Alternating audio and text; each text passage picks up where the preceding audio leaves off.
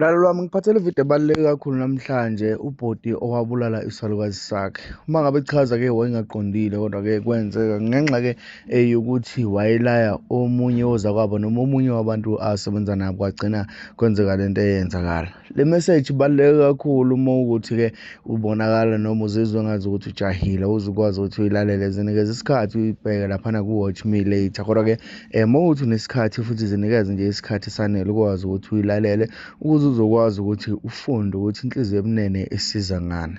Ngaphandle kokumoshela isikhathi sakho mlaleli wami, ngicela ukuthi wenze sure ukuthi uyasubscribe, uyalike, wenze sure futhi ukuthi ividiyo ilinde iziphele ebese uyakhomenta okuyikho nakhona usune-full understanding ukuthi kahle kahle kwenzakalani.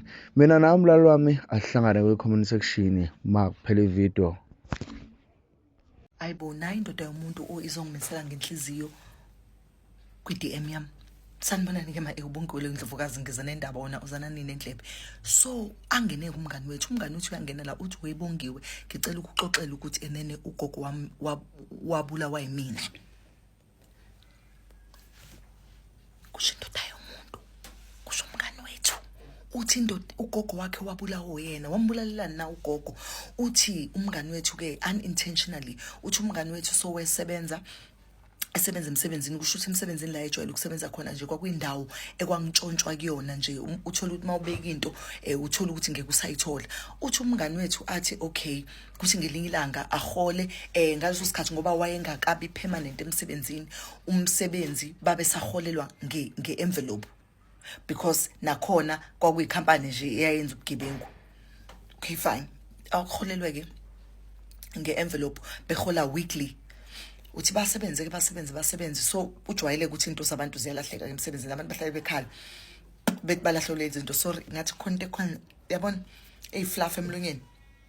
Uthi ujwayele ukuthi nje kujwayele ukulahleka izinto. Uthi bese-ke kuthi ngelinye ilanga akaholeke nge-weekend, ahole nge-weekend. Hayi uyazi ukuthi umholo wakhe ufake ejakethini because babehola ngama-Saturdays, ufake ejakethini-ke abese eyagoduka ekhaya.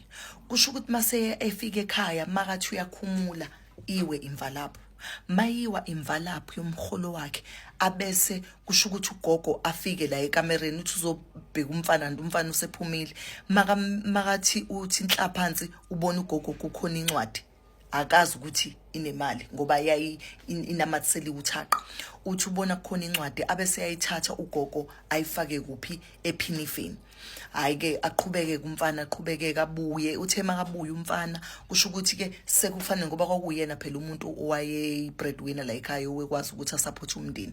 Abese suka emva kwalokho-ke ugogo kuselinde imali kumfana ukuthi umfana ahamba ayobathengela ukudla ngoba wayezothi ngomsombuluko ahamba anika imali umgogo ayothenga ukudla. Makathi kwalakaqa luthi imali, makathi hayi luthi imali inhlumbi akayithola imali. Uthi abesethi acabange kuyena kufika ekhanda ukuthi emsebenzini kusho ukuthi khona uyikhiphile ejakethini yami.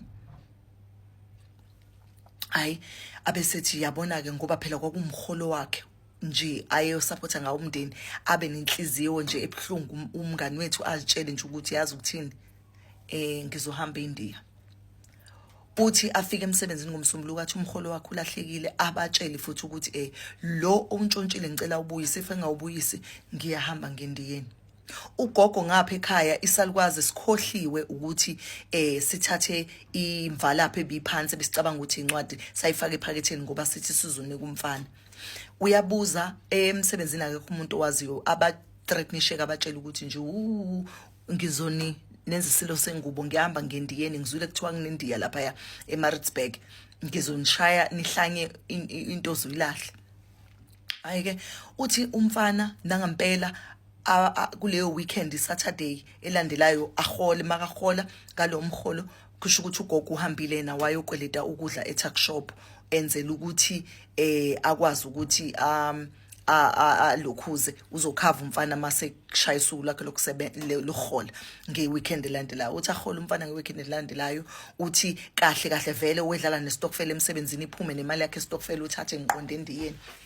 Awuzozwa yini afike endiyeni Ndiya uthi Ndiya lalenzima ngalisa. Uthi lakha into engathi ujeqa engathi into yakhona yakhiwe nguflower, uthi laselimnika ummese labe lithi akashaya ishaye lento ayibulale lento yakhisa komuntu. So ngalesikhathi eshaya lento uyakhuluma ukuthi thathe imali yami nontshontsha imali yami ngithi akafa afujuqu.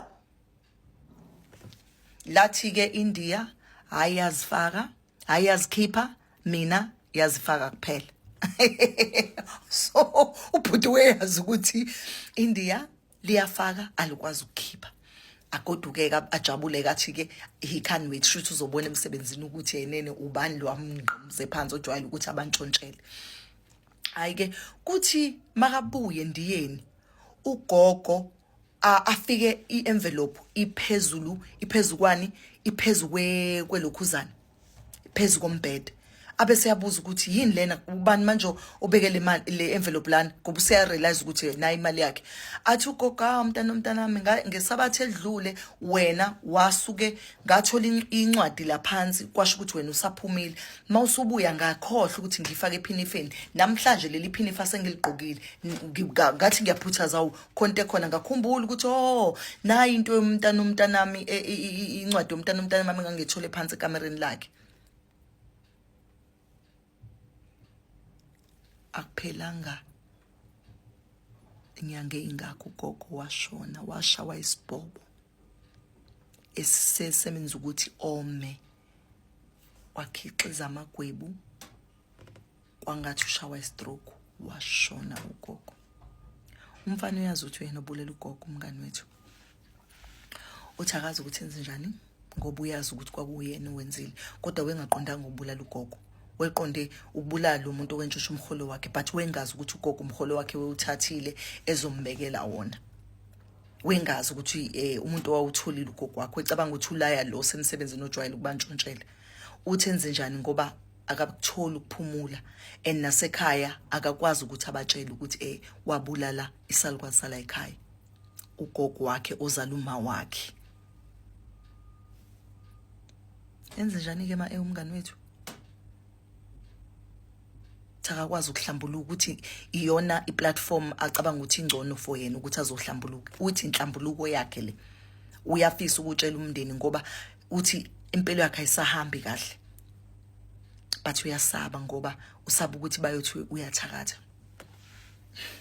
Ngiza nendaba wena uza nani? Qedela Nendlebe. Thank you.